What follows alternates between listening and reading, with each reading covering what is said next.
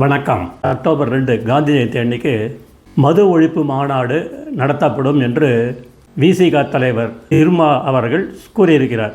மதுவிலக்கு பற்றி பேசினால், மது ஒழிப்பு மாநாடு நடத்தினால் கூட்டணியில் விரிசல் வந்தாலும் வரலாம், அதை எதிர்கொள்ள தயாராக இருக்கிறோம் என்று கூறியிருக்கிறார். தமிழகத்தில் நிகழ்ந்த கள்ளச்சாராய சாவுகளின் விளைவாக பெண்கள் உதிர்த்த கண்ணீரின் பிரதிபலிப்பு தான் இந்த மாநாடு அப்படின்னு இத்தனை நாள் வரை சொல்லிட்டு இருந்தார். முதல்வர் அவர்கள் கூப்பிட்ட உடனே இவர் போய் அவரை பார்த்துருக்காரு.